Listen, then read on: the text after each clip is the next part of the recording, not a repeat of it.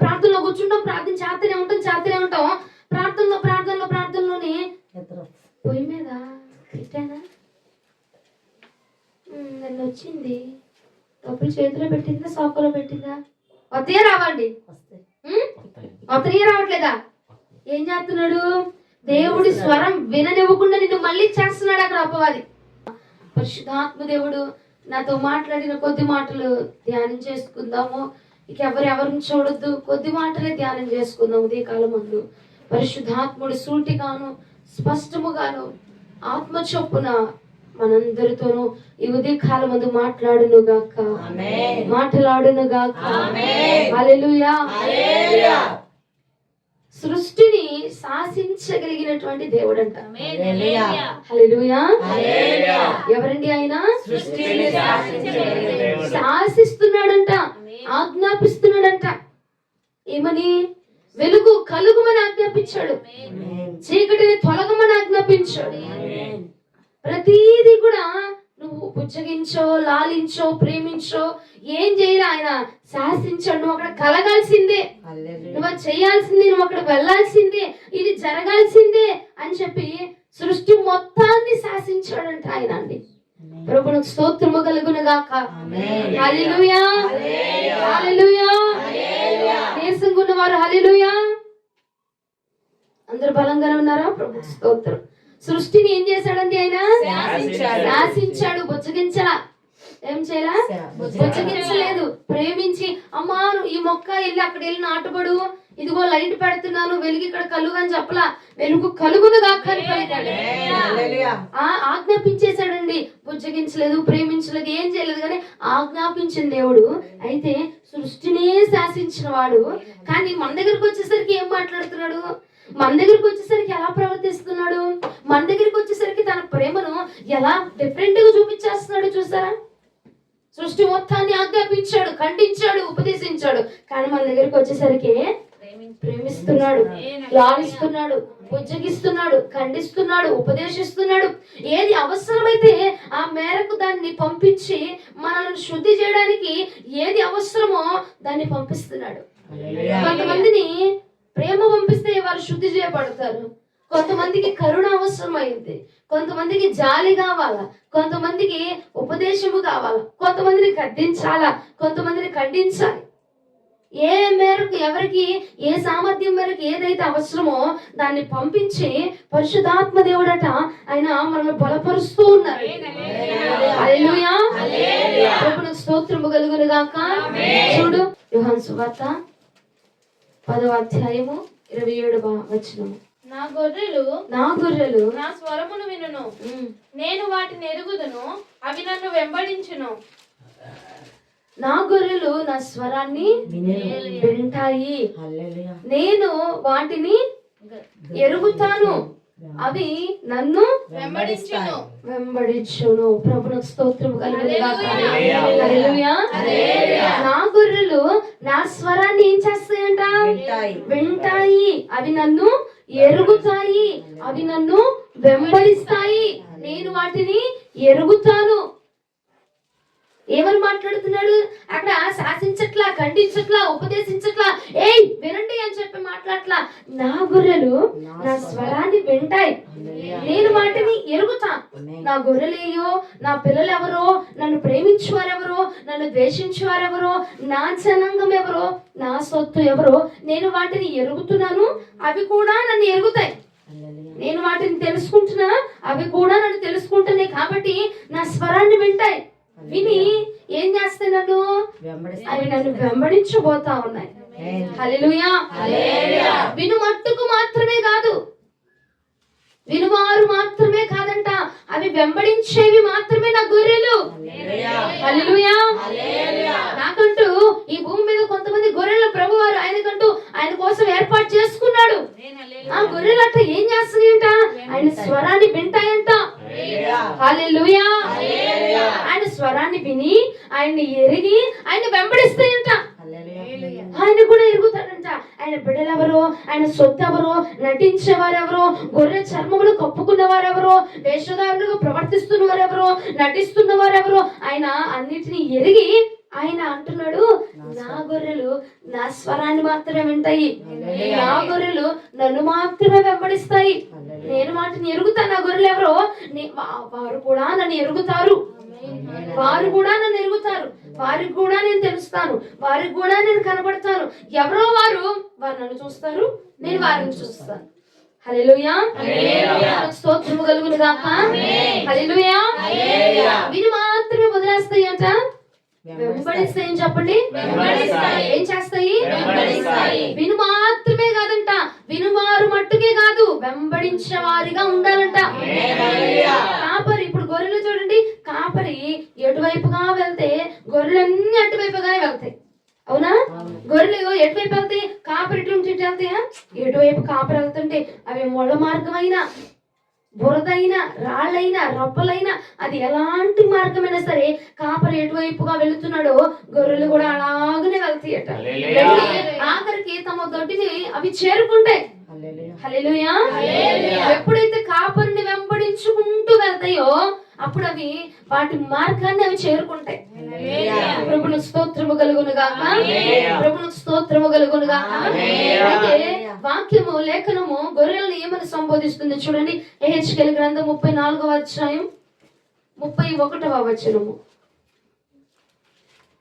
యెహెజ్కేలు గ్రంథము 34వ అధ్యాయం 31వ వచనము. నా గొర్రెలను నేను మేపుచున్నాను, నా గొర్రెలను నేను మేపుచున్నాను. గొర్రెలనగు మీరు మనుషులు, గొర్రెలనైన మీరు మనుషులు, నేను మీ దేవుడను, నేను మీ దేవుడను. ఇదే ప్రభువైన యెహోవా వాక్కు. యెహోవా వాక్కు.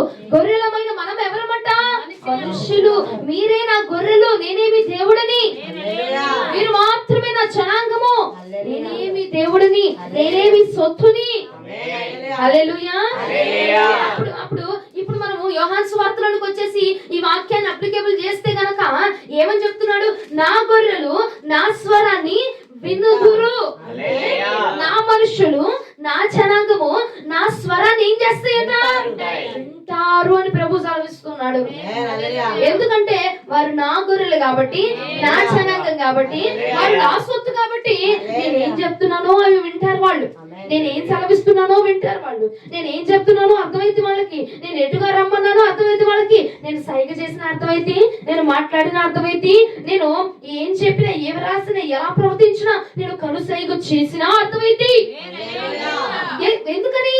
వారు నా జనము కాబట్టి, వారు నా గొర్రెలు కాబట్టి, నేను మేపుచున్న వాటిని. హల్లెలూయా. హల్లెలూయా.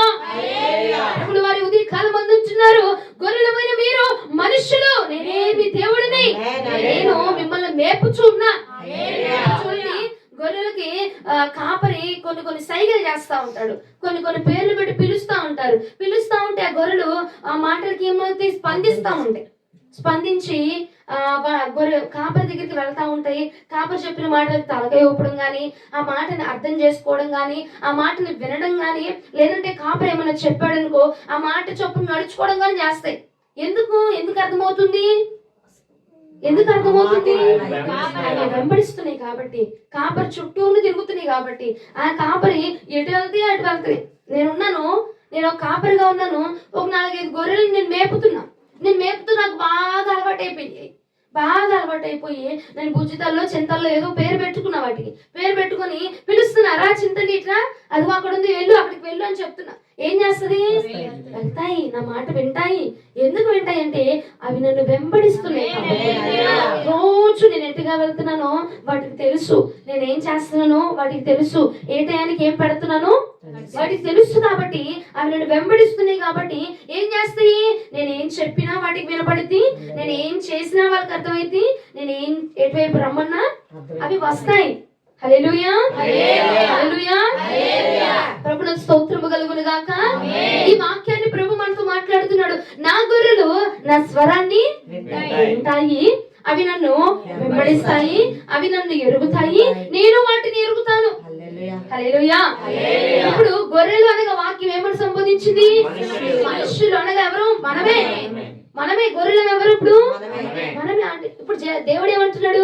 నా జనాంగము నా స్వరాన్ని వినాలి. స్తోత్రము కలుగును గాక. వింటాయి వింటాయి, వినాలి, వినుగాక అని ప్రభు పలుకుతున్నాడు అక్కడ.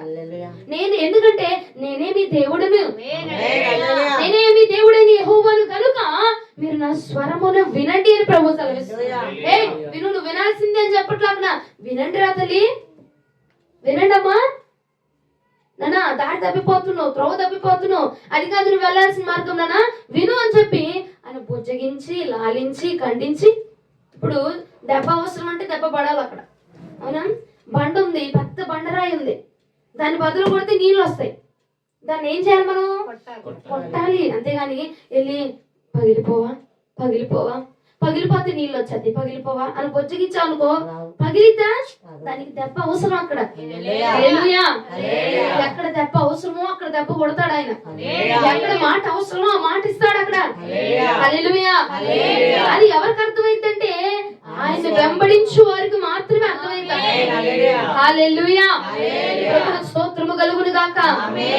గొర్రెలమైన మనము కూడా ఆయన్ని వెంబడిస్తే మనకు కలిగే ఉపయోగమే ఉందమ్మా. ఇప్పుడు ఆ గొర్రెలు కాపరిని వెంబడించాయి.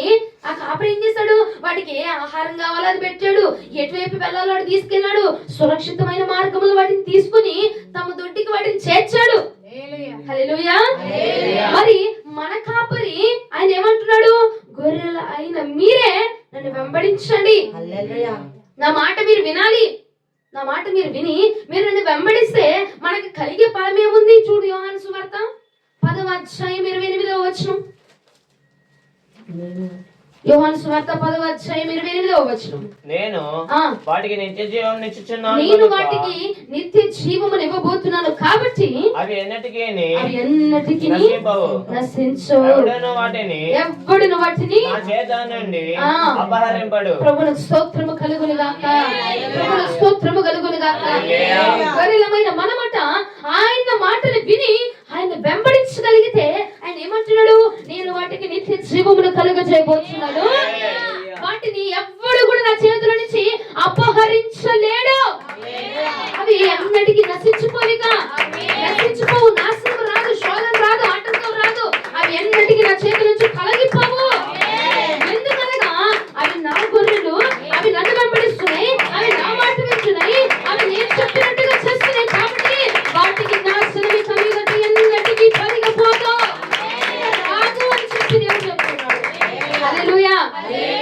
ప్రభువుకు స్తోత్రము కలుగును గాక. నా గొర్రెలు ఎన్నటికీ కూడా నశించిపోరు. ఎందుకయ్యా అంటే 27వ వచనంలో మనం చదివాం చూడు, ఏమంటున్నాడు అక్కడ? నా గొర్రెలు నా స్వరాన్ని వింటున్నాయి. హల్లెలూయా. నా గొర్రెల దగ్గర మనం ఏం పెట్టుకోవాలి? నా చెనులు పెట్టుకో, నేనే అని పెట్టుకో. ఏమన్నా అక్కడ? ఇప్పుడు నా చెనులు నా స్వరాన్ని వింటున్నారు, వారు నన్ను ఎరుగుదురు, వారు నన్ను వెంబడిస్తున్నారు, వారు నన్ను ఎరుగుతున్నారు, వారు నన్ను చూస్తున్నారు, వారు నన్ను వెంబడిస్తున్నారు, వారు నన్ను గమనిస్తున్నారు, వారు నన్ను ప్రతిరోజు నా స్వరాన్ని వింటున్నారు కాబట్టి వారు నశించిపోరు. హల్లెలూయా. ఇప్పుడు దగ్గరగా ఉంటే స్వరం వినపడుద్దా అంటే దూరంగా ఉంటే వినపడుద్దా?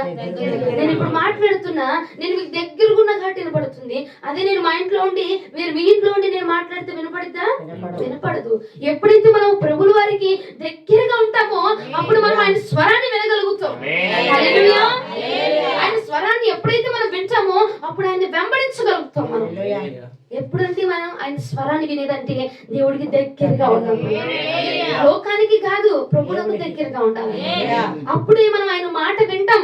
ఆయన మనకి ఏం చెప్తున్నాడో మనకు వినిపించింది, మనం ఏం చెప్తున్నామో ఆయనకి వినిపించింది. ఎప్పుడంటే ఆయనకి మనం దగ్గరగా ఉన్నప్పుడు, ఆయనతో మనం సహవాసం చేసినప్పుడు. ఇప్పుడు మనం ఏం చదవాలి అక్కడ? నా గొర్రెలు నాతో సహవాసము చేస్తున్నారు కాబట్టి నా స్వరాన్ని వింటున్నారు అక్కడ. హల్లెలూయా. నా గొర్రెలు నా స్వరాన్ని వినును. ఎప్పుడు వింటామండి? దగ్గరగా ఉన్నప్పుడే. అవునా? దగ్గరగా ఉంటే నేను మాట్లాడే ప్రతి మాట వినపడుద్ది. నీకు వినపడుద్దా? వినపడదా అండి? ఇప్పుడు మనము స్వరాన్ని వింటారు దగ్గర ఏం పెట్టుకోవాలి? నా గొర్రెలు నాతో సహవాసం చేస్తున్నారు, నా గొర్రెలు నాకు దగ్గరగా ఉన్నారు, నా గొర్రెలు నా మాట వింటున్నారు. నా గొర్రెలు అంటే ఏంటంటే నా జనులు నాతో సహవాసం చేస్తున్నారు కాబట్టి వాళ్ళు నశించిపోరు. నా జనులు నాతో ముచ్చట్లు పడుతున్నారు కాబట్టి వాళ్ళు నశించిపోరు. నా జనులు నాతో మాట్లాడుచున్నారు కాబట్టి వాళ్ళు నశించిపోరు, వారు నిత్య జీవమునకు వారసులుగా ఉంచబడిపోతున్నారు. హల్లెలూయా. ఎందుకంటే అండి మనము ఆయనకు దగ్గరగా ఉన్నాము కాబట్టి. ప్రతి ఉదయమున, ప్రతి రోజున, ప్రతి ఒక్క దినబందున, ప్రతి గడియలో కూడా మనం ఆయనతో సహవాసం చేసేవారుగా ఉన్నామనుకోండి, ఆయన స్వరం మనకి ఆటోమేటిక్ గా వినబడిపోతుంది. ఏం చెప్పాలనుకుంటున్నాడు, ఏం మాట్లాడాలనుకుంటున్నాడు, నీకు ఏది బయలుపరచాలనుకుంటున్నాడు, పోనీ ఏదైనా ఒక సీక్రెట్ నీ దగ్గరకు వచ్చి చెప్పాలనుకుంటున్నాడు, అది ఎప్పుడు చెప్తాడంటే దగ్గరగా ఉన్నప్పుడే సీక్రెట్ చెప్తారు, దూరంగా ఉన్నప్పుడు సీక్రెట్ చెప్పదు. ఇదా ఫోన్ లో చెప్పే విషయం కాదే గాని ఇంటికి రాను అంటావా అనవాండి. సీక్రెట్ రహస్యమైనవి దగ్గరగా ఉన్నప్పుడే వినపడతాయి. ప్రభునికి స్తోత్రము కలుగునుగా. నా గొర్రెలు నా స్వరాన్ని వింటారని ప్రభు ఎందుకు అంత అంత ధైర్యముగా అంత ఇదిగా ఎందుకు చెప్తున్నాడంటే, నా బిడ్డలు నాకు దగ్గరగా ఉండబోతున్నారు, నా బిడ్డలు నాకు దగ్గరగా ఉన్నారు. స్వరాన్ని విన్నారంటే ఎలా విన్నారు? నాకు దగ్గరగా ఉండి విన్నారు, నాతో సహవాసం చేసి విన్నారు. ప్రసంగమా ఉదయకాలం ముందు ప్రభు అంటున్నాడు, నీవు చేయాల్సింది ఏంటంటే నీవు నాతో సహవాసం చేయాలి, నువ్వు నన్ను వెంబడించాలి, నువ్వు నాకు దగ్గరగా ఉన్నావు అనుకో, నా స్వరం నీకు వినబడుద్ది, నేను మాట్లాడేది నీకు వినబడతాయి, నేను చెప్పేది నీకు వినబడతాయి, నా రహస్యాలు నీకు వినబడతాయి, నేను ఏది దాపరికం లేకుండా ప్రతిదీ నేను నీకు బయలుపరుస్తా. కాబట్టి ఏ దుష్టుడు నీ మీద చొరబడ్డు, అర్థమవుతుందా? ఏ యొక్క రోగం నీ మీద ఏలుబడి చేయదు, ఏ యొక్క అపవాది క్రియలు నీ మీద పనిచేయవు. ఎందుకంటే నేను క్రీస్తుతో సహవాసము చేయించు ఉన్నాను కాబట్టి, ఎందుకంటే నేను క్రీస్తు మాట వింటున్నాను కాబట్టి, ఎందుకంటే నేను దేవుడు చెప్పుతున్న మాటను అంగీకరిస్తున్నాను కాబట్టి ఇలా చెప్తాడు. ఇదిగో ఈరోజు నీ మీదకి శోధన రాబోతుంది, ఈ రోగం రాబోతుంది, ఇలాగ అపవాది నిన్ను వాడుకోబోతున్నాడు, ఇలా మనుషులను వాడుకొని నిన్ను పడతలేకపోతున్నాడు అన్నది దగ్గరగా ఉన్నావు అనుకో, ఆ రహస్యమైన విషయాన్ని ఏం చేస్తాడు ప్రభు మనకు తెలియపరుస్తాడు. దాన్ని తెలుసుకున్నాం మనము ఏం చేస్తాం? దిండు పరిపేసుకుని నిద్రపోతామా తెలుసుకొని? నీ మీద శోధన వచ్చేస్తుందంటే పడుకుంటావా? నీ మీద కోటం వచ్చేస్తుందంటే పడుకుంటారు ఎవరైనా? ప్రార్థన చేస్తాం కదా, ఆ ప్రార్థన ఏం చేసిద్ది? నేను మేల్కొల్పిద్ది. ఆ ప్రార్థన ఏం చేసిద్ది? నిన్ను పడిపోకుండా కాపాడిద్ది. అక్కడ ఆ ప్రార్థన ఏం చేసిద్ది? నువ్వు నశించిపోకుండా కాపాడేసిద్ది. ఆ ప్రార్థన ఏం చేసిద్ది? ఆ నాశనం రాకుండా కాపాడేసిద్ది. ఆ ప్రార్థన ఏం చేసిద్ది? నీకు ఏదైతే కళలో ప్రభు చూపించాడు చూడు, ఆ రోగం వస్తుందని, అది రాకుండా కాపాడేసిద్ది. హల్లెలూయా, స్తోత్రము కలుగును గాక. అందుకోసమే ఏం చేయాలంట మనం? ఆయనకు దగ్గరగా ఉండాలి. ఎందుకు? ఆయన స్వరాన్ని వినడానికి. హల్లెలూయా. నా గొర్రెలు నా స్వరాన్ని ఎలా వింటాయండి? దగ్గరగా ఉంటేనే వింటాయండి. ఆయనకు దగ్గరగా ఉంటేనే వినగలుగుతాం మనం. ఆయన మాట్లాడుతున్నప్పుడు ఆయన మాట మనకు అందించబడేటువంటి దగ్గరలో మనం ఉండాలి. ఆయన రోజు నీతో మాట్లాడాలనుకుంటున్నాడు, రోజు నీతో మాట్లాడాలి, రోజు నీతో ముచ్చటించాలా అని. అందుకే ఆయన నా గొర్రెలు నా స్వరాన్ని వింటాయని చెప్తున్నాడు. హల్లెలూయా. మనకు బాధ వచ్చిందనుకో, మనకు ఏదైనా కష్టం వచ్చిందనుకోండి, మనం వెంటనే రియాక్ట్ అయిపోయి ఫోన్ చేసేస్తా ఉంటాం, మనం వెంటనే మాట్లాడుతూ ఉంటాం, వాళ్ళని వీళ్ళని వాళ్ళని. కానీ ప్రభువు నీతో మాట్లాడడానికి ఆల్రెడీ సంసిద్ధంగా ఉన్నాడు. నా గొర్రెలైతే, నా జనులే అయితే వాళ్ళు ఫస్ట్ నా స్వరాన్ని వినడానికి ఇంట్రెస్ట్ చూపిస్తారు. నా వారైతేనే, అయ్యా నేను క్రీస్తు సంబంధిని, నేను చర్చికి వెళ్తాను, నేను అపోస్తుల బోధలో ఉన్నాను, నేను అపోస్తుల పరీక్షల్లో నిలబడుతున్నాను చెప్పడం కాదండి, చెప్పడం కాదు. ఆయన అంటున్నాడు, నా గొర్రెలైతే నా స్వరాన్ని వింటాయి. చెప్పినంత మాత్రం స్వరం వెళ్ళాం, ఆయన జనం అయితేనే వింటాం. ఆయన జనులు రోడ్ల మీద ఉంటారండి? ఆయన రోడ్డు మీద ఉన్నాడా? ఆయన రోడ్డు మీద తిరుగుతున్నాడా? ఆయన జనులు రోడ్డు మీద తిరుగుతారా? ఆయన జనులు ముచ్చట్లు పెడతారా? నా జనులు నా స్వరాన్ని వింటారు. నా జనులు నా స్వరాన్ని ఎలా వింటారు? నాకు దగ్గరగా ఉండి. నాతో సహవాసం చేసి, నాతో ముచ్చటించి, నాతో మాట్లాడి, నా మనసును వారి మనసుగా కనెక్ట్ చేసుకొని నాతో మాట్లాడతారు వాళ్ళు, నా స్వరాన్ని కూడా వింటారు వాళ్ళు. హల్లెలూయా. బాధ వచ్చినా, కష్టం వచ్చినా, నష్టం వచ్చినా వెంటనే ఫోన్ చేసి, అక్క ఇలా అయిందక్క, ఇది జరిగిందక్క, ఇది చెప్పాడక్క. దేవుడి స్వరాన్ని వినడానికి ప్రయత్నించాలి. దేవుడి స్వరాన్ని వినడానికి మనం ప్రయత్నం చేస్తే మనం ఎన్నటికీ నశించిపోవాలి. హల్లెలూయా. ఎన్ని రోజులు పడిపోయావో, దొర్లిపోయావో, చేసారిపోయావో, ఏదైనా రావచ్చు. అపవాది శోధన వచ్చిందా, రోగం వచ్చిందా, బలహీనత వచ్చిందా, అపవాది మన మీద ఏలుబడి చేశాడా అంటే కారణం ఏంటంటే నీ సహవాసము దేవుడితో లేదు. నీవు దేవుడి స్వరాన్ని వినలేకపోతున్నావు. ఇన్ని రోజులు దేవుడి స్వరాన్ని వినలేదు కాబట్టి అపవాది ఏలుబడి మన మీద జరిగిపోయింది. ఈ ఉదయకాలం ముందు ప్రభు అంటాడు, నా జనులు నా స్వరాన్ని వింటారు, నా జనులు నాతో సహవాసం చేసి, నాకు దగ్గరగా ఉండి, నాతో ముచ్చటించి, నాతో మాట్లాడి, నా మాటని విని వాళ్ళు నశించిపోకుండా మేలైన మార్గాన్ని వాళ్ళు తెలుసుకుంటారని చెప్పి ప్రభు సెలవిస్తున్నాడు. హల్లెలూయా. స్తోత్రము కలుగును గాక. ఎక్కడ మాట వినాలి, ఎవరి మాట వినాలంటే ఆ అక్క మాట, ఈ అక్క మాట, ఆ ఫోన్ లో ఆ మాట, ఈ ఫోన్ లో ఏం మాట కాదట. నువ్వు ప్రభు స్వరాన్ని వినడానికి ఆసక్తి చూపించేవాడిగా ఉంచుకోవాలి. హల్లెలూయా. దేవునికి స్తోత్రము కలుగును గాక. ఎవరి స్వరం వినాలట? ఎవరిదండి? ఎందుకు వినాలి? ఎలా వినాలని అనలా నేను. ఎందుకు వినాలి అంటే నేను నశించిపోకుండా ఉండడానికి. ఎలా వినాలి అంటే ఆయనకు దగ్గరగా ఉండి వినాలి అని చెప్పాలి. అర్థమైందా? ఎలా వింటాము? ఇప్పుడు నేను గట్టిగా మాట్లాడుతున్నా, నువ్వు నాకు దగ్గరగా ఉన్నావు కాబట్టి వినపడుతుంది. అవునా? దూరంగా ఉంటే వింటావా? వెళ్ళే. అవునా? ఎలా ఉండి వినాలి? దగ్గరగా. ఎవరికి దగ్గరగా ఉండాలి? సెల్ ఫోన్ కా, నీ మనుషులకా, నీకు ఇష్టమైన వాళ్ళకా, ఎవరికి దగ్గరగా ఉండాలి? దేవుడికి దగ్గరగా ఉంటే ఆయన స్వరాన్ని మనం వింటాం. అప్పుడు ఏమైందంటే మనం నశించిపోం. అపవాది ప్రతి రాత్రి మన మీద ప్రతిరోజు కూడా కొన్ని ప్రయత్నాలు వేస్తా ఉంటాడట, కొన్ని పన్నాగాలు వేస్తా ఉంటాడు. ఏమని? వీడిని ఈ రోజు ఇది పంపించాలా, వీడి కుటుంబం మీదకి ఈ శోధన పంపించాలా, వీడి దగ్గరికి ఈ అమ్మాయిని పంపించాలా, వీళ్ళ దగ్గరికి ఈ మనుషుల్ని పంపించాలా, పంపించి వీడిని దేవుడి దగ్గర నుంచి దూరం చేయాలా. ఎందుకు దూరం చేయాలంటే నువ్వు దగ్గరగా ఉన్నావు ఏం చేస్తావు? దేవుడికి దగ్గరగా ఉన్నావు అనుకో ఏం చేస్తామండి? ఆయన స్వరాన్ని వింటాం. అవునా? కాబట్టి వాడు ఏం చేస్తాడు? ఒక ప్లాన్ వేస్తాడు, ఒక మనుషుని పంపిస్తాడు, లేకపోతే ఒక జనాంగాన్ని పంపించడం, లేకపోతే ఒక ఆలోచన పెట్టేసి నిన్నేం చేస్తాడు? దేవుడికి దగ్గరగా ఉండకుండా చేసేస్తాడు. నా మాట జాగ్రత్తగా వినండి, మీకు అర్థం కావట్లా. ఇప్పుడు అపవాది గాడు ఉంటాడు, వాడు ఏం చేస్తాడు? ప్రతి రాత్రి ఏదో ఒక పన్నాగం వేసేస్తాడు. ఇదిగో ఈ రోజు ఉదయకాలం ముందు పొద్దున్నే లెగ్గానే వీళ్ళకి ఏదో టెన్షన్ పెట్టేయాల, ఏదో ఒక అపాయం పెట్టేయాలా, ఏదో ఒక పని పెట్టేయాలా, ఏదో ఒక జనాలు ఎవరో ఒక మనుషులు పెట్టేయాలా, లేదంటే ఏదో ఒక ఫోన్ కాల్ రప్పించేయాలా. అప్పుడు ఏమైంది? మనం వాళ్ళతో మాట్లాడతా దేవుడికి దగ్గరగా ఉండలేం, దేవుడితో మాట్లాడలేం, దేవుడితో ముచ్చటించలేం, దేవుడి స్వరాన్ని వినలేము. కాబట్టి వాడు ఏం చేస్తాడు? ఎవరినో ఒకరు పంపించేసి వాడిని దేవుడి దగ్గర నుంచి దూరం చేసేసి వాళ్ళకి దేవుడి మాట అందనివ్వకుండా చేసేద్దాము. అప్పుడు వారిని ఈజీగా నశింపజేసేయచ్చు. వాళ్ళు ఏం చేయొచ్చు? ఈజీగా వాళ్ళని ఏ ఇబ్బంది లేకుండా త్వరపెట్టి వాళ్ళని నాశనం చేయొచ్చు.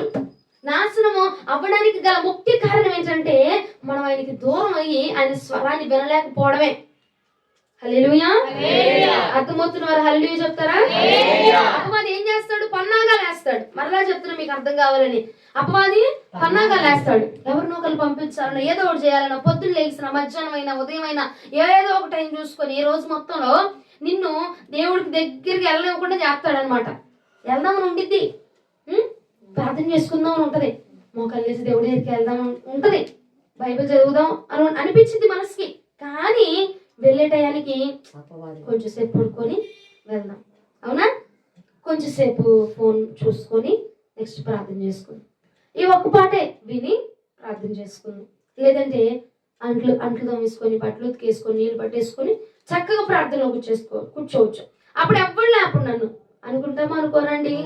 అనుకుంటారు. ఎందుకంటే అది మనమేమనుకుంటాం, అయిపోయినాక కూర్చుందామని ఆలోచన ఉంటది, మనకి అనిపించింది. కానీ అపవాది ఏం చేస్తాడు, ఆ ఆలోచనలు దొంగిలించేసి ఆ టయానికల్లా ఎవరో ఒకరిని పంపించేసి ఏం చేస్తాడు, నువ్వు ప్రార్థనలో కూర్చొనివ్వకుండా చేసేస్తాడు.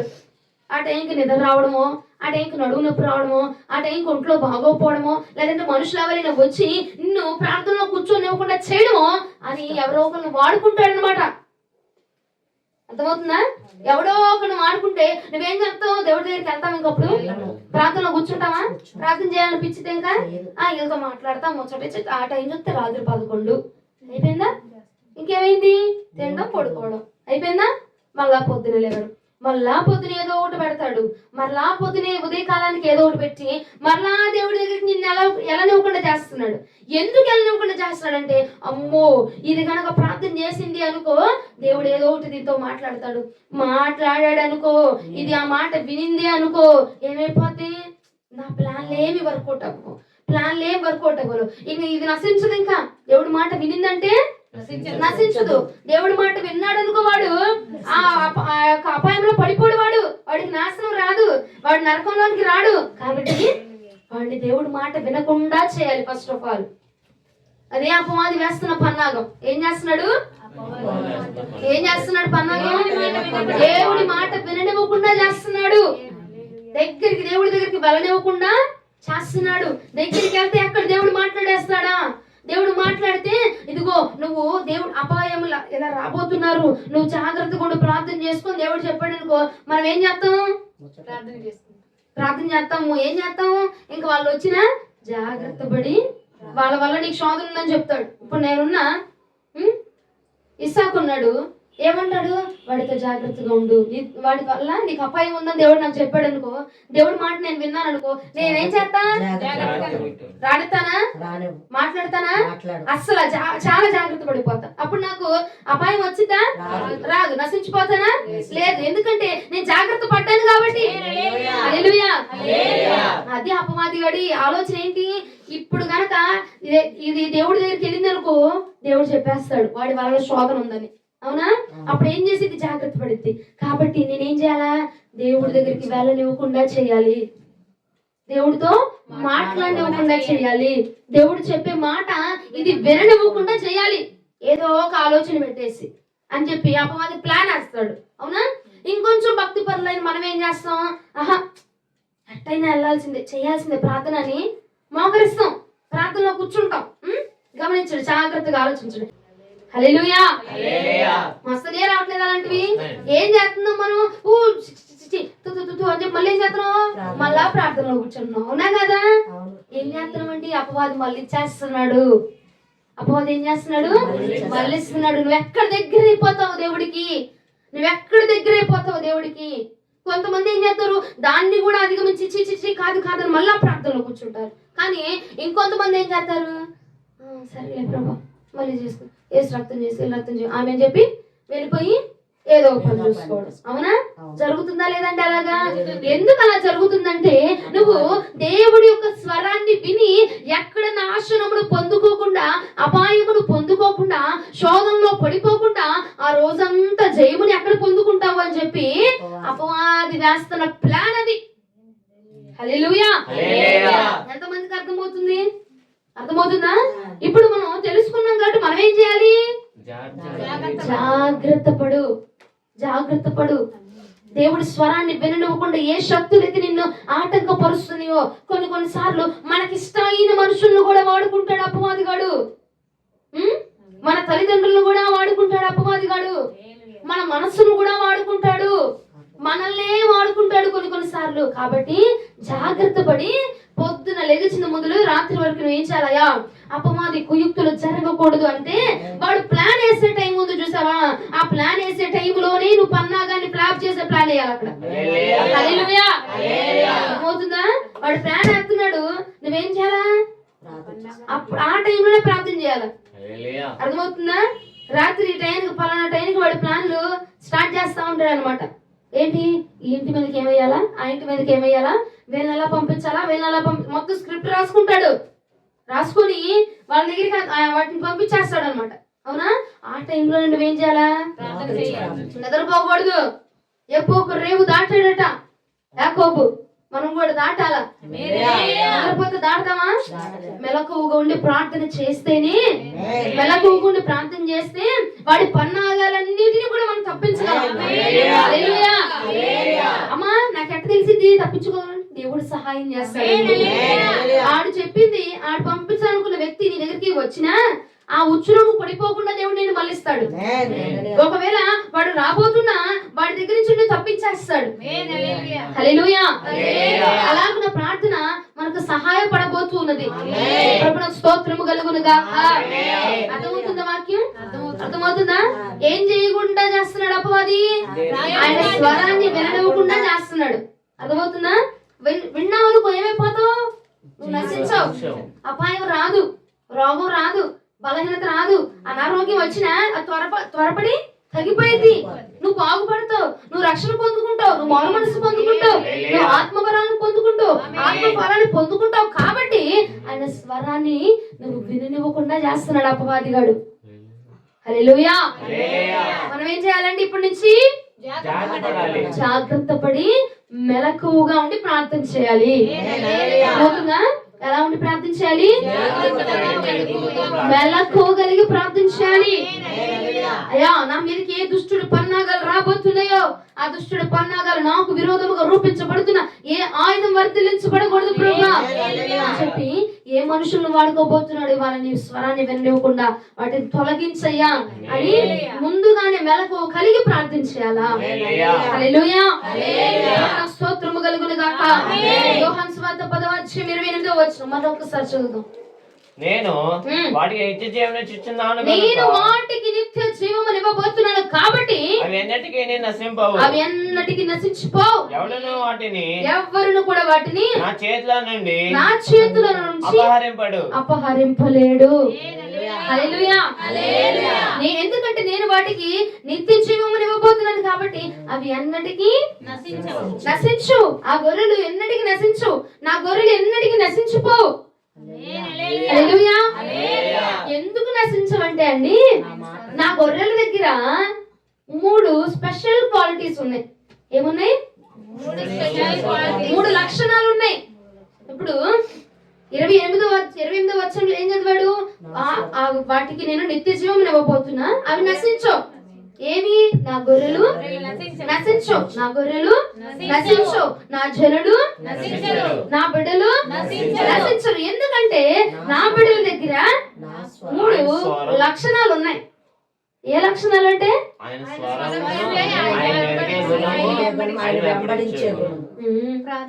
బానే ఉన్నాయి, బానే చెప్పారు. దేవుని స్తోత్రము కలుగును గాక. ఏమున్నాయి? ఆయన స్వరం వింటారు వాళ్ళు. నా జనులు నా గొర్రెలు నశించిపోరు. నా గొర్రెలు నశించిపోరు. ఎందుకు? చెప్పాలా? ఎందుకు? ఆయన స్వరాన్ని వింటారు, మెలకు కలిగి ప్రార్థన చేస్తారు కాబట్టి నా బిడ్డల మీదకి నాశనం రాదు. హల్లెలూయా. ప్రతి ఉదయాన్న అపవాదిగాడు ఎట్లా నాశనం చేయాలి, ఎట్లా చంపాలా, ఎట్లా అపాయం రానియాలా, ఏ శోధన పెడితే దేవుడు దూరం అయిపోతాడని చెప్పి ప్లాన్ వేస్తున్నాడు. అప్పుడు నువ్వేం చేస్తున్నావు? దేవుడి స్వరాన్ని వినడానికి త్వరపడిపోతున్నావు, ప్రార్థన చేయడానికి ముందు ఉంటున్నావు, మెలకువగలిగి ప్రార్థన చేస్తున్నావు కాబట్టి నువ్వు నశించిపోవట. హల్లెలూయా. మొదటి లక్షణం అది. రెండవది ఏంటిది? ఆయన్ని ఎరుగుతున్నారా? ఆయన్ని మీరు ఎరుగుతున్నారా? ఆయన వారిని ఎరుగుతున్నారా? చదువు. యోహాను సువార్త 10:27 వచనం. నేను వాటిని ఎరుగుదును. మనం ఆయన ఎరగట్లా, ఆయన మనల్ని ఎరుగుతున్నాడు. హల్లెలూయా. మొదటి లక్షణం ఏంటంటే యోహాను సువార్త 10:27 వచనంలో ఫస్ట్ నేను చదువు. నా గొర్రెలు నా స్వరం వినును. ఫస్ట్ లక్షణం ఏంటంటే ఆయన గొర్రెలు ఆయన స్వరాన్ని ఏం చేస్తారు? ఎలా వింటారు? ఎలా వింటారు?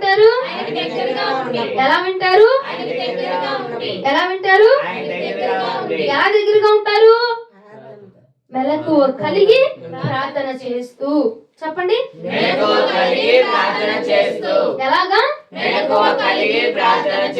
12 వాడు ప్లాన్ చేస్తున్నాడు. నువ్వు 12 ముసుగేసుకొని పడుకోబాక, ప్రార్థన చేయి, మెలకువ కలిగి ప్రార్థన చేయి. ఆ ప్రార్థన నీకు ఒక కంచగా, ఒక కావలిగా దేవుడు నీ చుట్టూగా కావలిగా పెడతా ఉంటాడు ఆ ప్రార్థన. అర్థమవుతుందా? అప్పుడు నువ్వు చిన్న ప్రార్థన చేయి, ఆ చిన్న ప్రార్థనే నీకు పెద్ద విజయాన్ని ఇచ్చింది. ఆ రోజంతా నువ్వు నాశనం చూడవు, ఆ రోజంతా అపాయం చూడవు, ఆ రోజంతా వాడి పన్నాగాలు జరగవు. హల్లెలూయా. ఎందుకంటే ప్రార్థన అనే కంచె వేయబడింది కాబట్టి. ఆ ప్రార్థన అనే కంచె నీ చుట్టూ అపవాది ప్లాన్ జరగనీయకుండా చేసేస్తుంది. ఆ ప్రార్థన అనే కంచె నీ మీదకి అపవాది యొక్క ఆలోచన రాకుండా చేసింది. హల్లెలూయా. మొదటి లక్షణం ఏంటిది? ఆయన స్వరమును వింటాయంట. ఏమండి, బైబిల్ గ్రంథంలో ఎవరైనా దేవుని యొక్క స్వరాన్ని విని నశించిపోయిన వారు ఎవరైనా ఉన్నారండి? ఆయన స్వరాన్ని విన్న మనకి నాశనము చొరబడదు. హల్లెలూయా. స్తోత్రము కలుగును గాక. చూడు అపోస్తలుల కార్యములు 22వ అధ్యాయం 7వ వచనం. అపోస్తలుల కార్యములు 22వ అధ్యాయం 7వ వచనం. నేను నేల మీద పడి సౌలా సౌలా నీవెందుకు నన్ను హింసించుచున్నావని నాతో ఒక స్వరం పలుకుట వింటిని. సౌలా, నన్ను నువ్వు ఎందుకు హింసిస్తున్నావు అని చూడు ఇక్కడ వైపు అని ఒక స్వరం నాతో మాట్లాడుతుంది. హల్లెలూయా.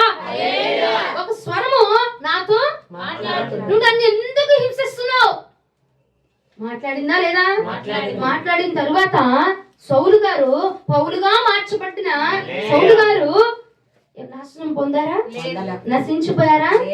ఆపద వచ్చిందా? అపాయం వచ్చిందా? శోధన వచ్చిందా? ఎందుకు రాలేదు? ఆయన స్వరమును విన్నాడు కాబట్టి, జీవ జల నదుల వద్దకు నడిపించబడ్డాడు కాబట్టి, ఆయన మాటను ఆలకించాడు కాబట్టి అపవాది ఉచ్చులో తను లేడు. అప్పుడు దాకా అపవాది యొక్క ఉచ్చుల్లో ఉన్నాడు, అప్పుడు దాకా అపవాది ఆలోచనలో ఉన్నాడు, అప్పుడు దాకా అపవాది పెట్టిన తలంపుల్లో నడుచుకున్నాడు.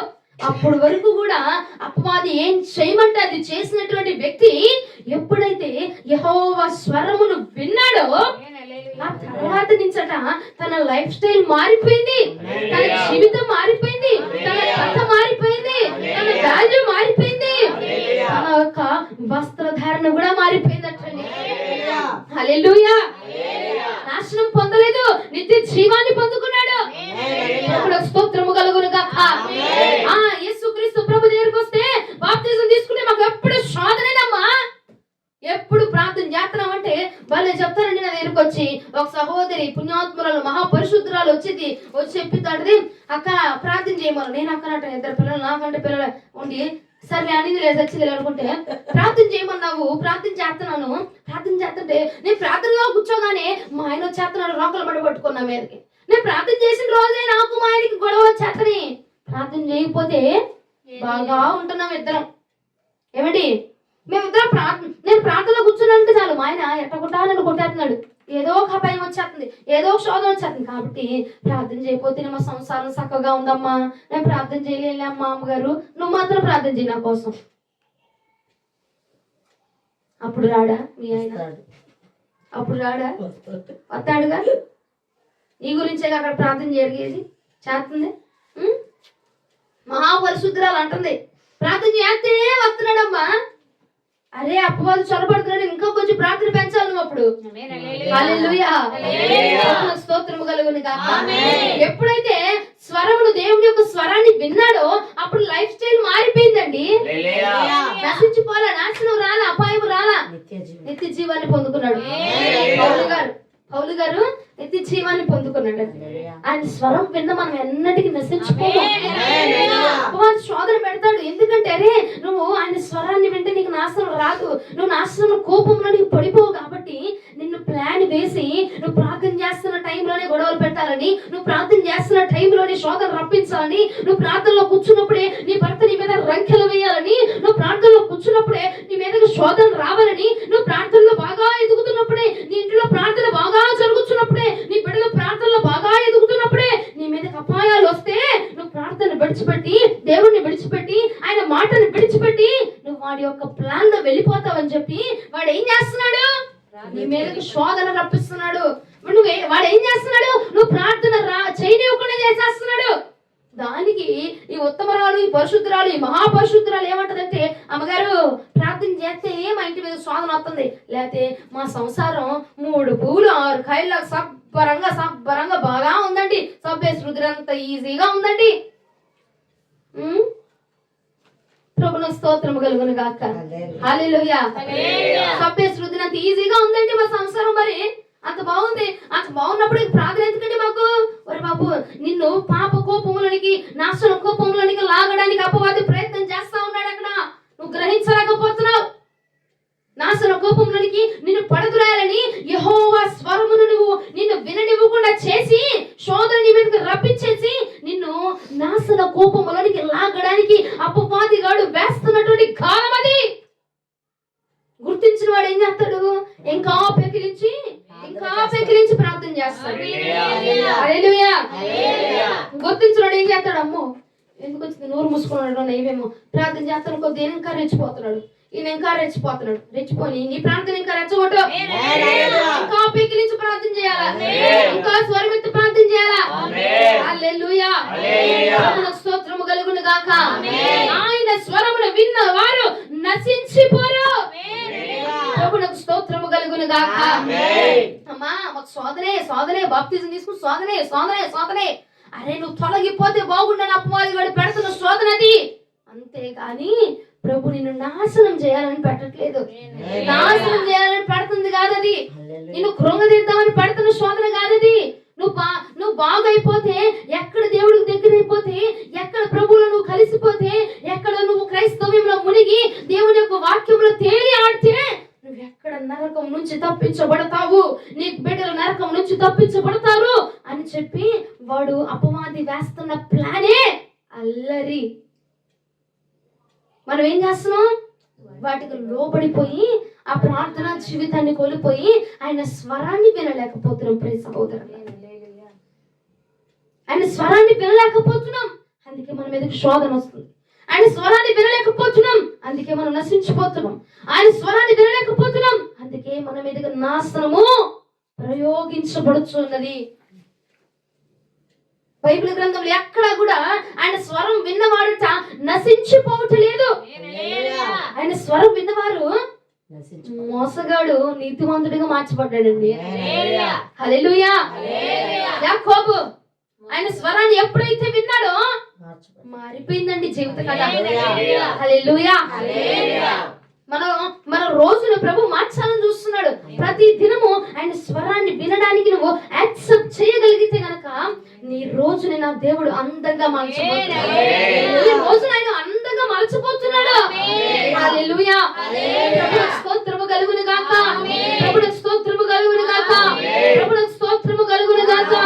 ప్రభువుకు స్తోత్రము కలుగును గాక. హల్లెలూయా. ఆయన స్వరమును విన్నవారు దొంగలట ధరలుగా మార్చబడ్డారట. మోసగాడు నీతిమంతులుగా మార్చబడ్డాడు. హింసకుడు దుర్శకుడు హానికరుడట. కానీ ఎలా మార్చబడ్డాడండి? ఎలా మార్చబడ్డాడు పౌలు గారు? ప్రభు యొక్క సువార్తను ప్రకటించేవాడిగా, పాపముల నుంచి కొంతమందిని విడిపించేవాడిగా, నాశనముల నుంచి కొంతమందిని విడిపించేవాడిగా, ఆ పాపపు కోపముల నుంచి విడిపించేవాడిగా మార్చబడ్డాడు. హల్లెలూయా. స్తోత్రము కలుగును గాక. ఉదయ కాలం ముందు ప్రభు నీతో మాట్లాడుతున్నాడు చూడు. నీవు గనుక ఆయన స్వరాన్ని వినడానికి నువ్వు నిలబడగలిగితే రోజు అద్భుతంగా మార్చగలిగిన దేవుడు. ఈ రోజు అద్భుతంగా రాయిపోతున్నాడు నా ప్రభు. ఈ రోజు అద్భుతంగా మార్చగలడు నా దేవుడు. ఈ జీవితాన్ని అద్భుతంగా మార్చగలడు నా యేసయ్య. ఎందుకంటే ఆయన స్వరము విన్న వారు నశించిపోరని లేఖనం సెలవిస్తుంది. ఆయన స్వరమును వినగలిగితే నాశనం చూడైపోయినట్టుగా. ప్రభువుకు స్తోత్రము కలుగును గాక. కానీ మనము ఒకటి చేయాలి. మనతో మాట్లాడుతుంది దేవుని స్వరమా, మనతో మాట్లాడుతుంది అన్యుని స్వరమా అన్నది మనము గ్రహించుకోగలగాలి. అర్థమవుతుందా? ఏం చేయాలి? ప్రతిదీ నాతో నా యేసయ్య మాట్లాడుతున్నాడు అని అనుకోకూడదు. దేవుడి స్వరమేదో అపవాది స్వరమేదో మనం గ్రహించాలా.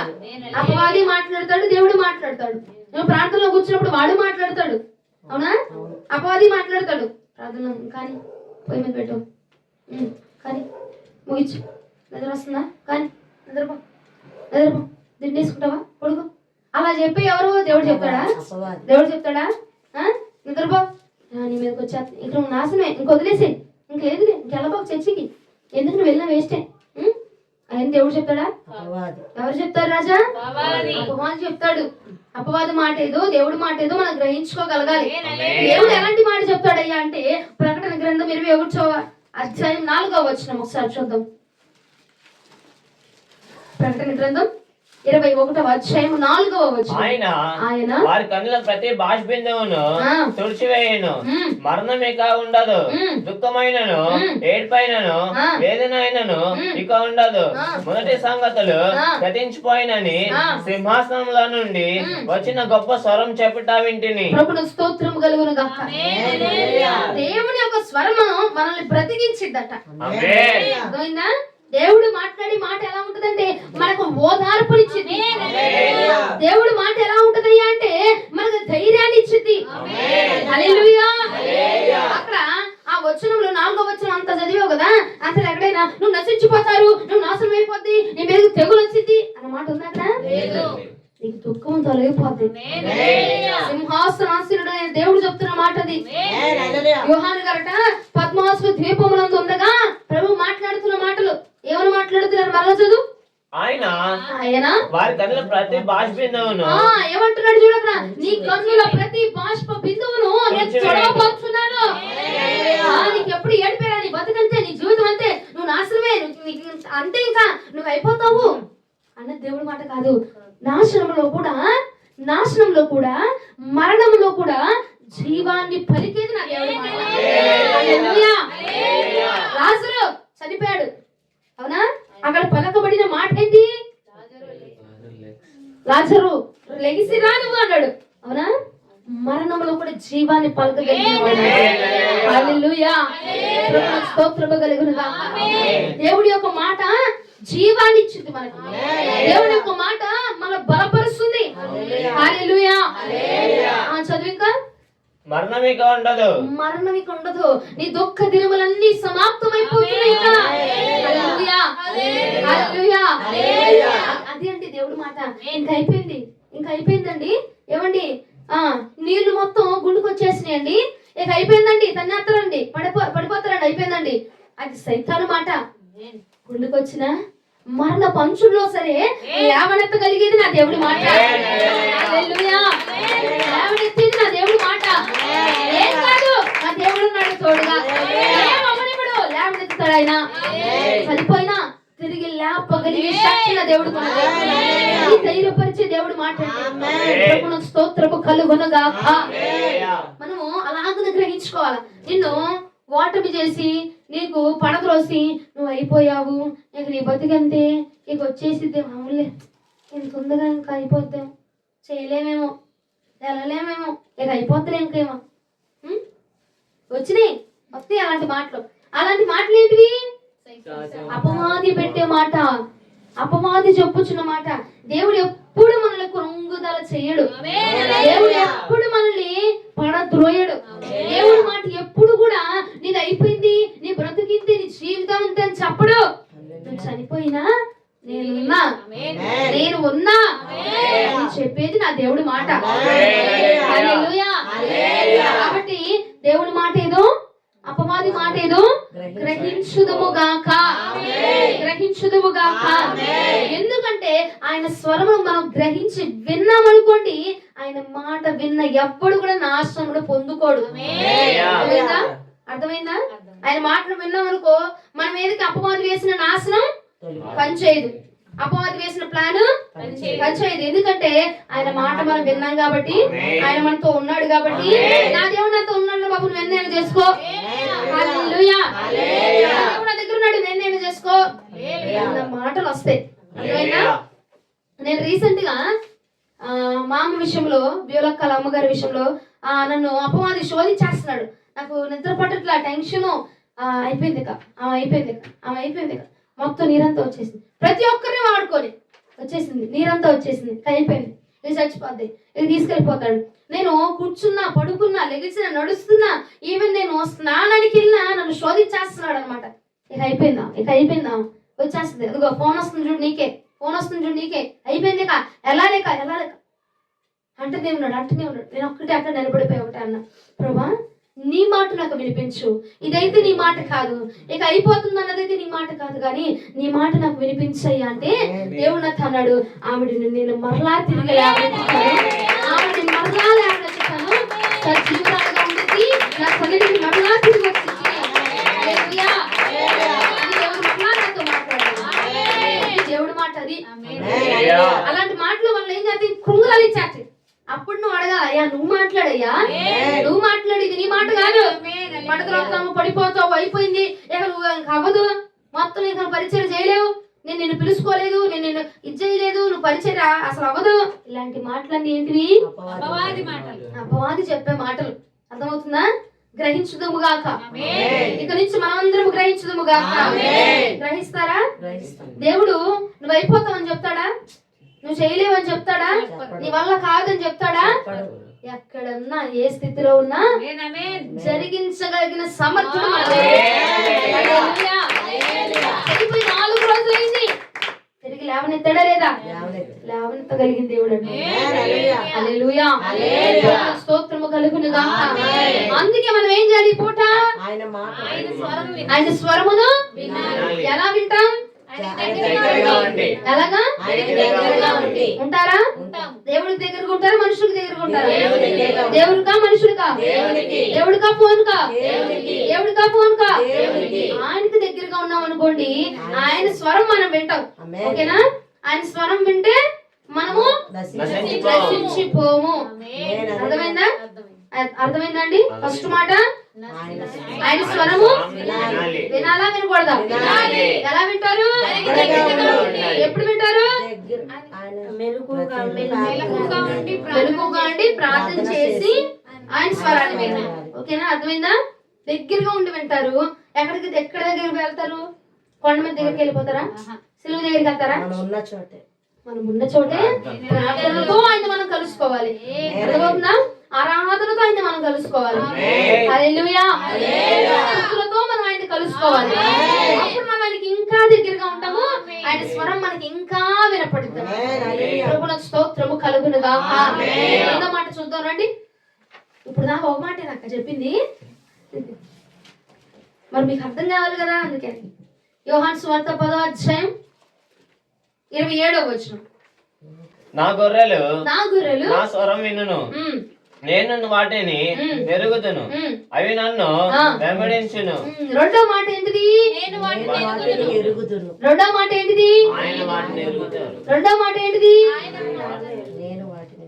రెండో మాట ఏంటిది? ఆయన మనల్ని ఎరుగుతాడు, ఆయన వెంబడిస్తాడు,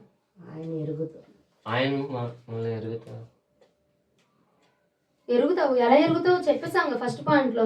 ఆయన స్వరం విని ఇది దేవుడి స్వరమా కాదా ఎరుగుతున్నావా తెలుసుకుంటున్నావా లేదా అక్కడ? అర్థమైందా? అది కాదు.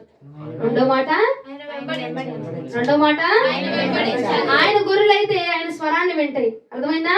ఆయన గొర్రెలు అయితే ఆయన వెంబడిస్తాయట. హల్లెలూయా. ఇప్పుడు నా గొర్రెలు ఉన్నాయి, నా పక్కింటి ఆయన గొర్రెలు ఉన్నాయి. అర్థమైందా? నా పక్కింటి ఆయన ఒంట్లో బాలేదు. ఆ గొర్రెలు ఏం చేశాడు? అమ్మా నువ్వు వెళ్తున్నావు కదా, నీ గొర్రెలతో పాటు నా గొర్రెలు కూడా తీసుకెళ్ళి అంటాడు. అవునా? తీసుకెళ్తా. నా గొర్రెలకి నేను వెళ్ళే మార్గం ఏంటో తెలుసు కాబట్టి వెళ్ళిపోతా ఉంటాయి. వాటికి తెలుసా? ఎందుకు? పక్కింటి ఆయన గొర్రెలు కాబట్టి. అర్థమైందా? ఆ గొర్రెలకి నా మార్గం ఏంటో తెలియదు కాబట్టి ఆయన నన్ను వెంబడించలేవు, నా వెనకాల రాలేవు. అవునా అండి? ఏవైతే నా గొర్రెలు అయ్యే నన్ను వెంబడిస్తాయి. హల్లెలూయా. ఇప్పుడు మనం ఆయన గొర్రెలుగా, ఆయన జనాంగంగా మనం ఉన్నాం. మనం ఆయన జనాంగంగా ఉన్నాం కాబట్టి మన దగ్గర 3 లక్షణాలు ఉన్నాయని చెప్పాం. ఫస్ట్ లక్షణం ఏంటిది? ఆయన స్వరాన్ని వింటాం కాబట్టి మనం నశించుకోం. రెండో లక్షణం ఏంటంటే ఆయన వెంబడిస్తున్నాం కాబట్టి మనకు నాశనం రాదు. హల్లెలూయా. ఎందుకు నాశనం రాదంటే మనం ఆయన్ని వెంబడిస్తున్నాం. ఆయన మార్గంలో ఎప్పుడు కాపరి ఏ మార్గంలో తీసుకెళ్తాడో ఆ మార్గంలోనే వెళ్తాయి అంటే గొర్రెలు. కాబట్టి ఆ దారిలో ముళ్ళు రావు, ఆ దారిలో వాటికి అపాయం రాదు, ఆ దారిలో వాటిని ఏది పొచ్చి నాశనం చేయలేదు. ఎందుకంటే అది వాటికి తెలిసిన మార్గం కాబట్టి, కాపరిని వెంబడించిన మార్గం కాబట్టి, కాపరి చూపించిన మార్గం కాబట్టి అపాయం రాదు. హల్లెలూయా. నా గొర్రెలకి నేను ఒక మార్గాన్ని చూపించా, ప్రతిరోజు ఆ మార్గంలో తీసుకొస్తా. అర్థమైందా? ఆ మార్గంలో తీసుకొస్తాను కాబట్టి అవి ఏం చేస్తాయి? అటే వస్తాయి. ఆ మార్గంలో రోజు దానికి రాళ్ళు తగులుతాయా?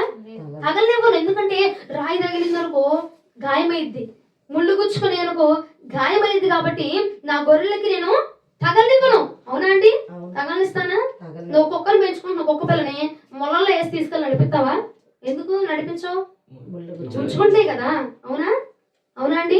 అలాగనే యేసుక్రీస్తు ప్రభుల వారిని కూడా ఆయన గొర్రెలు అని అంటున్నాడు, నా గొర్రెలకి నా మార్గం ఏంటో తెలుసు, నా మాట ఏంటో తెలుసు, అపవాది మాట ఏంటో తెలుసు. కాబట్టి నా గొర్రెలు నన్ను వెంబడిస్తాయి. నా గొర్రెలు నన్ను వెంబడిస్తాయి. కాబట్టి వాటికి అపాయము రాదు. ఎందుకంటే నా మార్గం సురక్షితం కాబట్టి, నా మార్గం క్షేమమైంది కాబట్టి, నా గొర్రెలు నేను చూపించిన మార్గంలో వచ్చేస్తే వాళ్ళకి ముళ్ళు, అపాయములు, శోధనలు, ఏ రాళ్ళు రప్పలు ఉండవు. సరైన మార్గంలో వస్తే సరిగా వాటి దొడ్డిని అవి చేరుకుంటాయి. హల్లెలూయా.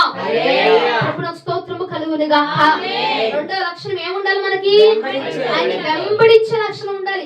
ఎలా వెంబడించాలంటే ఆయన వాక్యాన్ని పట్టుకొని వెంబడించాలి. మనం వాక్యాన్ని పట్టుకొని అవునా ఇలా చెయ్యాలా ఏంటి?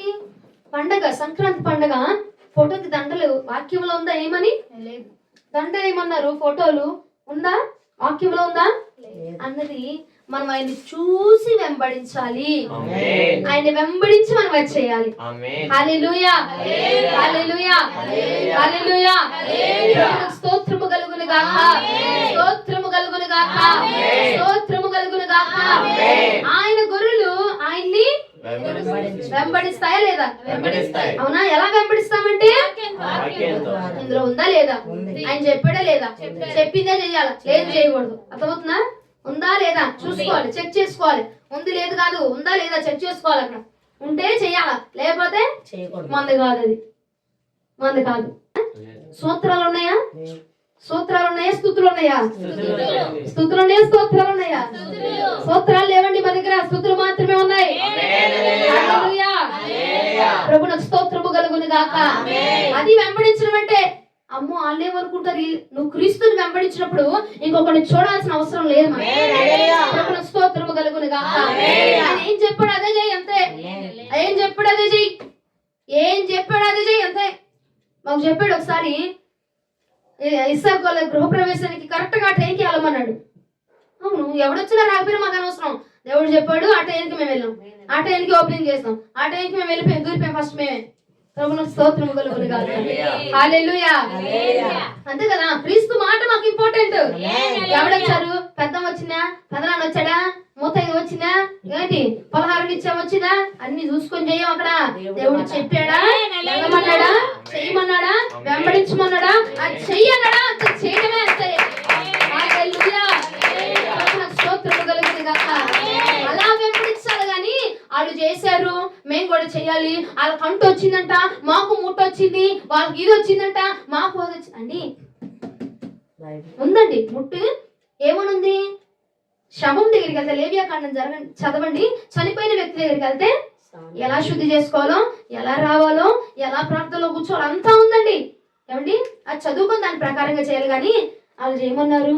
వీళ్ళు చేశారు, పోసుకున్నారు, రుద్దుకున్నారు, కడుక్కున్నారు, మొత్తం తుడిశారు. మనకు అనవసరం, ఇందులో ఉన్నదే మనం చేయగలుగుతా. హల్లెలూయా. అది వెంబడించడం అంటే అలాగన క్రీస్తుని మాత్రమే వెంబడించాలి. నా గొర్రెలు నన్నే వెంబడిస్తాయి అన్నాడు. నా గొర్రెలు నన్ను కొంచెం వెంబడిస్తారు, ఆ పక్కన నన్ను కొంచెం వెంబడిస్తారు. ఏంటి? పెద్దాం కదా, ముత్తైదు కదా, పెళ్ళి 60 ఏళ్ళు అయింది, జీవితం మొత్తం చదివేసినాము కదండి, అన్నీ తెలుసు అని కూసంత ఆమెను వెంబడించింది, కూసంత నన్ను వెంబడించింది అని రాయిలా. నా గొర్రెలు నన్నే వెంబడించాలి, అక్కడ నా మాటే వినాలి. అక్కడ హల్లెలూయా. నాకు స్తోత్రము కలుగును గాక. అది చెయ్యాలా చేయకూడదా? అంగులాచారం ప్రకారం నడవద్దు, క్రీస్తుని మాత్రమే వెంబడించాలి. ఉందా లేదా? నా ఒక బైబిల్లోనే ఉందా? మీ బైబిల్లో కూడా ఉందండి. ఏముంది? మాత్రమే వెంబడించాలి. ఏమనుంది అక్కడ? చదవండి. నన్ను వెంబడించాలి. నా గొర్రెలు నన్ను వెంబడించును. చాలు. నా గొర్రెలు నన్ను వెంబడించును. ఉందా లేదా? ఆ ముక్క ఈ ముక్క కలిపి చదివాడా? మొత్తం చదివాడా? ఆ ముక్క ఈ ముక్క కలిపి చదివాడా అంట. నా గొర్రెలు నా స్వరం వినును, నేను వాటిని ఎరుగుదును, అవి నన్ను వెంబడించును. అవి నన్ను నా గొర్రెలు నన్ను పక్కింటాము కొంచెం నన్ను కొంచెం అనుందా? నన్ను వెంబడించును, నన్ను వెంబడించును, నన్ను మాత్రమే. అక్కడ హల్లెలూయా, నన్ను వెంబడించును. స్పెసిఫిక్ గా ఆయన అక్కడ పెట్టాడు, నన్ను వెంబడించును. అర్థమైందండి? ఇక్కడ ఈ మార్గం గుండా వెళ్ళొద్దు, స్పెసిఫిక్ గా రాశాడు. ఈ మార్గం మాత్రమే వెళ్ళొద్దు అని కాదు అక్కడ. ఈ మార్గం గుండా వెళ్ళొద్దు అంటే అక్కడ ఏదో అపాయం ఉంది. ఈ మార్గం మాత్రమే అని రాయలేదు కదా. వెళ్ళిపోవచ్చులేని దుష్టుల్లో చొరబడ్డావు అనుకో, మళ్ళీ నిన్ను ఎత్తుకోవడానికి ఎవడున్నాడు అక్కడ. అర్థమవుతుందా? అర్థమైందా? కొన్ని రోడ్ల మీద మనం వెళ్తా ఉంటే రాస్తారు, ఈ మార్గం గుండా వెళ్ళదు, ఇటు అపాయం ఉంది, డేంజర్ జోన్ అని రాస్తాడు. అవునా? ఇది మాత్రమే డేంజర్ జోను, ఇది మాత్రమే రాయలేదు కదమ్మా అని చెప్పి పోయామనుకో, మునిగి సచ్చావు, అక్కడ ఎవరు లేపడానికి కూడా ఉన్నాడు అక్కడ. అవునా అండి? ప్రభువుకు స్తోత్రము కలుగును గాక. క్రీస్తు మాత్రమే రాయలేదు అక్కడ, నన్ను వెంబడించిన అన్నాడు. కొంచెం ఆయన వెంబడిస్తాం, కొంచెం లోకం వెంబడిస్తాం అండి. కుసంత పండగ పూట కదండి, కుసంత ఆలను వెంబడించాలి, కుసంత నన్ను వెంబడించాలి. అవునా? నన్ను మాత్రమే వెంబడించాలి. హల్లెలూయా. అంతా చెయ్యి, లేదా నోరు మూసుకోవాలంతే. హల్లెలూయా. ఏదైనా వాక్యానుసారంగా మాత్రమే మనం చేయదుముగా, వాక్యానుసారంగా మాత్రమే చేయదుముగా. మా చెల్లి వివాహం కోసం కూడా అదే ప్రార్థన చేస్తున్నాం. తాళిగానే ఏమీ ఉండకూడదు, దేవుని చిత్తానుసారంగా పరిశుద్ధమైన వివాహం మాత్రమే జరగాలి, పరిశుద్ధమైనది మాత్రమే జరగాలి. మన వివాహమైన ఏదైనా అక్కడ అంగీకరించబడేదిగా ఉండాలి. ప్రభువుకు స్తోత్రము కలుగును గాక. హల్లెలూయా. చూడు మత్తయి సువార్త 19:27.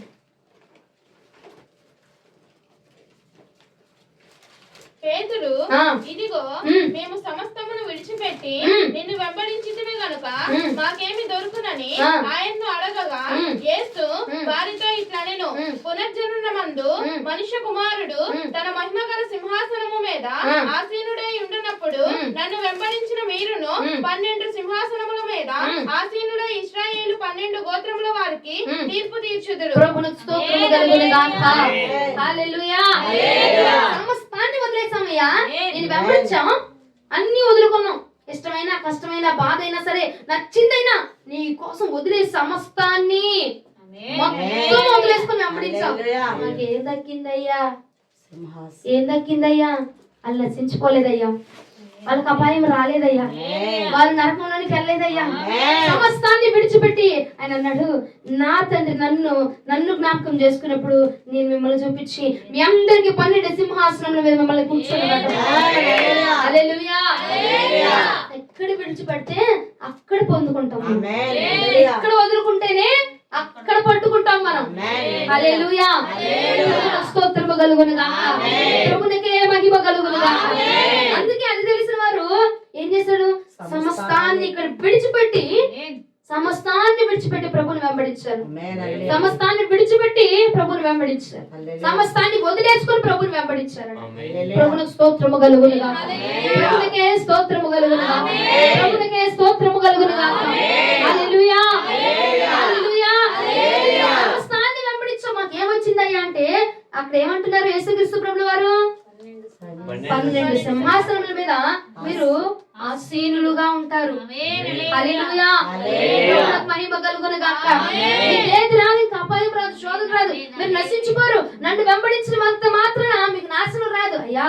అయ్యా పిల్లలు ఉన్నారు, భార్య ఉంది, మొత్తాన్ని వాళ్ళని విడిచిపెట్టి రా అన్నావు, విడిచిపెట్టి వచ్చాను, నా పిల్లల పరిస్థితి ఏంటి, నా భార్య పరిస్థితి ఏంటి, నా కుటుంబ పరిస్థితి ఏంటి, అయ్యా నా బంధువులు, నా ఆత్మీయులు అందరి పరిస్థితి ఏంటయ్యా, కుటుంబం మొత్తాన్ని నేనే పోషించాలి, ఇప్పుడు ఎట్టాగయ్యా అంటే, ఏయ్ నోరు మూసుకొని రా, నన్ను వెంబడించు, నన్ను వెంబడించు అన్నాడు. అంతే. ఆ మాటకు విని లోబడిపోయి వెంబడించాడు. అయ్యా నిన్ను వెంబడితే డాక్టర్ కట్టాలి, ఇంటది కట్టాలి, కరెంటు బిల్లు కట్టాలి, మధ్యలో హెల్త్ చెకప్లు, బీపీ చెకప్లు, షుగర్ చెకప్లు ఉన్నాయి ప్రభు ఎట్టగా అలా అలా వెంబడించి అన్నాడు, వెళ్ళిపోయాడు. అంతే. వెంబడించి అన్నాడంతే, ఏది వెనక్కి చూసుకోకుండా వెళ్ళిపోయాడు. ఆయన వెంబడించు చాలంతే, వెనక్కి తిరిగి చూసుకోవాల్సిన అవసరం ఉండదు మనకి. వారికే ప్రభువునకు మహిమ కలుగును గాక. ఆయన వెంబడించిన వారు నశించుకోరు, ఆయన వెంబడించిన వారు శోకంలోనికి పోరు. ఆయన వెంబడిస్తే మనకి నిత్య జీవం అంట. ప్రభువునకు స్తోత్రము కలుగును గాక. మొదటి తిమోతికి రాసిన పత్రికలో ఒక మాటను చూడండి. మొదటి తిమోతికి రాసిన పత్రిక 5వ అధ్యాయం 15వ వచనం. ఇంతకు ముందే కొందరు త్రోవ నుండి తొలగిపోయి సాతాను వెంబడించేవారైరి. త్రోవ క్రీస్తును వెంబడిస్తే మనము త్రోవ తప్పిపోము, మార్గము తప్పిపోకుండా నడిపించేది క్రీస్తు మార్గం. అయ్యయ్యో అనవసరంగా వచ్చాను, తొడబడి వచ్చాను, బెరబడి వచ్చాను, అనవసరంగా అడిగేశాను అని అనిపించేది సాతాను మార్గం. క్రీస్తు మార్గము మనల్ని త్రోవ తప్పనివ్వదు, మార్గం తప్పనివ్వదు, చెడు మార్గానికి వెళ్ళనివ్వదు, శోధనలో పడనివ్వదు. క్రీస్తుని గనక నువ్వు వెంబడించేది క్రీస్తునే అయితే నీ మార్గం సరైన మార్గం, నువ్వు ఎంచుకున్నది సరైన మార్గం, నువ్వు తీసుకున్నది సరైన నిర్ణయం. ప్రభువునకు మహిమ కలుగును గాక. నువ్వు వెంబడించేది క్రీస్తునైతే నీవు నశించవు. మరి ఎందుకంటే మనము ఆయన గొర్రెలము కాబట్టి. నా గొర్రెలు నశించరు, ఎందుకంటే నా గొర్రెల దగ్గర 3 క్వాలిటీస్ ఉన్నాయండి. ఒకటి, నా స్వరాన్ని వింటారు. 2, నేను వెంబడిస్తారు. 3వది చెప్పగలుగుతారా? యోహాను సువార్త 10వ అధ్యాయం 28వ వచనం. యోహాను సువార్త 10వ అధ్యాయం 28వ వచనం. నేను వాటికి నిత్య జీవం ఇచ్చుచున్నాను కనుక అవన్నిటికీ నశింపవు. ఎవడున్నా వాటిని నా చేతిలో నుండి అపహరింపడు. ఎవడును కూడా అపహరింపలేడట. హల్లెలూయా. నా గొర్రెల్ని ఎవ్వడు దొంగలించలేడు, నా గొర్రెల్ని నా కృప నుంచి ఎవ్వడు వేరుపరచలేడు. ఎందుకంటే అవి నా జనులు కాబట్టి. 3వ లక్షణం, వారి మీదకి ఏ ఆపద రాని, ఏ అపాయం రాని, ఎంత గట్టి శోధన రాని వారు దొంగలించబడరు, వారు తొలగిపోరు, వారు తొట్టిల్లరు. వై? బికాస్ అవి నా గొర్రెలు కాబట్టి, అవి నా వరసులు కాబట్టి, అవి నా బిడ్డలు కాబట్టి అవి తొలగిపోవు. ప్రభువునకు స్తోత్రము కలుగును గాక. నా జనులు తొలగిపోరు. నా దగ్గర నుంచి ఎవ్వడు కూడా వాటిని దొంగలించలేడు. ఎన్నైనా రాని, ఎన్ని శోధనలు రాని, ఎన్నైనా రాని, ఎన్న పాలైన రాని, అసలు ఏది కూడా నా నుంచి వాటిని వేరుపరచలేదు. క్రీస్తు యేసు కృప నుంచి మనల్ని ఏది వేరుపరచలేదట. 3వ లక్షణము, ఎలాంటి రాని, ఏ శోధన రాని వేరుపాటు అవ్వరు వాళ్ళు. అర్థమవుతుందా? అపహరించబడరు వాళ్ళు, దొంగలించబడరు వాళ్ళు. ఎందుకంటే ఫస్ట్ నుంచి అవి నా స్వరాన్ని విన్నాయి కాబట్టి, ఫస్ట్ నుంచి నన్ను వెంబడించినాయి కాబట్టి. మధ్యలో ఎవడో వచ్చేసి అటు కాదు మీ కాపరి ఇటు రమ్మన్నాడంటే గొర్రెలు వెళ్ళవు, నా గొర్రెలు కాబట్టి. హల్లెలూయా. కాపరి ఉన్నాడు, కాపరి గొర్రెలు వెంబడిస్తా ఉన్నాయి. ఇప్పుడు నేనే ఉన్నాను, నా వెనక ఎన్ని గొర్రెలు ఉన్నాయని చెప్పా? 4 గొర్రెలు ఉన్నాయమ్మ, నేను 4 గొర్రెలు కాసుకుంటున్నాను అని చెప్పా. అవునా? నేను కాసుకుంటా ఉన్నా. ఓ రోజు నేను వెళ్ళి మధ్యలో గొర్రెలు మేత నేను చెప్పి నేను పక్కకు వచ్చేసాను అనుకోండి. మీకు అర్థం అవ్వాలని చెప్తున్నా, కథ కాదు లేదు. ఏం చేశాను? అవి మేతలు మేస్తుంటే నేను నాకు ఒంట్లో బాగోలేదు, నేను పక్కకు వచ్చేసి నా ఇంటి పక్కన ఆయన చెప్పా, ఏమని? నా గొర్రెలు కాస్త అక్కడ ఉన్నాయి, నువ్వు వెళ్ళి చెప్పు అంట. అప్పుడు వాడు ఏం చేస్తాడు? వాడు కుయుక్తితో, ఇగో మీ కాపరి ఇటు కాదు ఇటు రండి అని వాడు దారి మళ్ళించినా ఎందుకంటే కాపరి మార్గం తెలుసు కాబట్టి, కాపరిని వెంబడిస్తా ఉన్నాయి కాబట్టి. నేను ఎప్పుడు ఎటు తీసుకెళ్తాను తెలుసు కదా వాటికి, నేను ఎప్పుడు ఎటు నడిపిస్తాను తెలుసు కదా వాటికి. నేనున్నాను. బ్లెస్ అక్క, నిన్ను దశమాగితేనే చర్చికి రమ్మంది అని అన్నారనుకో, ఎవరైనా వచ్చి ఒప్పుకుంటారా మీరు? మీకు తెలుసు కదా, అవునా? బ్లెస్ అక్క మార్గం ఏంటో, బ్లెస్ అక్క మాట ఏంటో మీకు తెలుసు కదా, మీరు ఒప్పుకుంటారా? ఒప్పుకోరు కదా. అలాగే ఆ గొర్రెలు కూడా ఏం చేస్తాయి? ఆహా ఇటే మా దారి, ఇటు కాదు మా దారి, ఇటే మా కాపరి రాపోయినా మా దారి ఇటే, మా కాపరి మా దగ్గర లేకపోయినా మా దారి ఇటే. మేము మా కాపరిని విడిచిపెట్టము, మేము మా కాపరిని వదిలిపెట్టము, మేము మా తల్లిని విడిచిపెట్టమని చెప్పి ఎప్పుడు చేతలకి దొంగలించబడని జ్ఞానములు కలిగి ఉంటాయి అంట. హల్లెలూయా. ప్రభువునకు స్తోత్రము కలుగును గాక.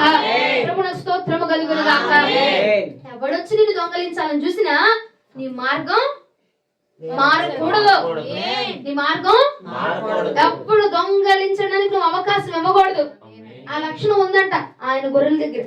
కాబట్టి అంటున్నాడు ఆయన, నా గొర్రెలు నశించవు, నా గొర్రెలు నశించవు. జలం రాని, ఇబ్బంది రాని, ఆటంకాలే పండి అయినా నన్ను వాళ్ళు విడిచిపెట్టరు, నేను వాళ్ళని విడిచిపెట్టను. హల్లెలూయా.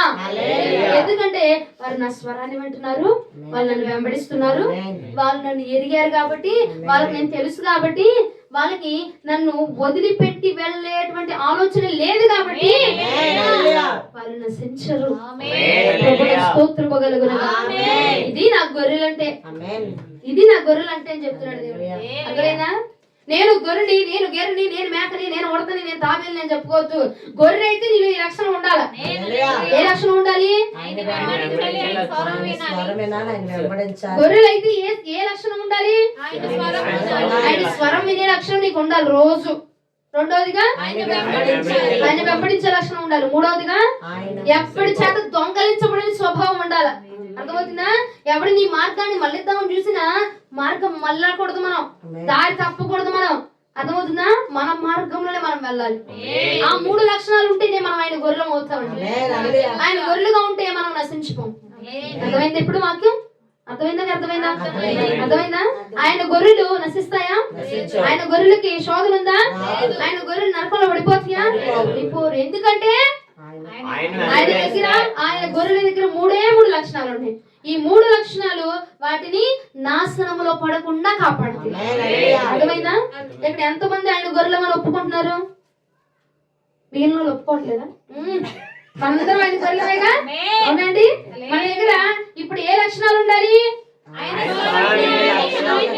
స్వరం వినే లక్షణం ఉండాలి, ఆయన వెంబడించే లక్షణం ఉండాలి, వేరొక మార్గంకి వెళ్లకుండా ఎవడి చేత దొంగలించబడిన స్వభావం మన దగ్గర ఉండాలి. ఈ మూడు మన దగ్గర ఉన్నాయనుకో మనకి నాశనము రాదు. మనం ఆయన గొర్రెలము కాబట్టి మనకు నాశనము రాదు, నిత్య జీవనం పొందుకుంటాం. హల్లెలూయా. ఎంతమంది ఆయన గొర్రెలుగా ఉండడానికి ప్రయత్నిస్తారు? ఆయన స్వరాన్ని వింటారా? ఆయన వెంబడిస్తారా? ఎవరి చేత ఎన్ని కుయుక్తులు వచ్చినా ఆయన విడిచిపెట్టుకుని ఉంటారా? ఓకే. ఈ మూడు ఉన్నాయి అనుకో మనల్ని ఎవ్వడు కూడా బీట్ చేయలేడు అనమాట. హల్లెలూయా. స్తోత్రము కలుగును గాక. వాక్యం ప్రభు 30గా 60గా 100గా దీవించి మనందరిలో ఫలింప చేయును గాక. ఆమేన్. మోకరించి ప్రార్థన చేసుకుందాం.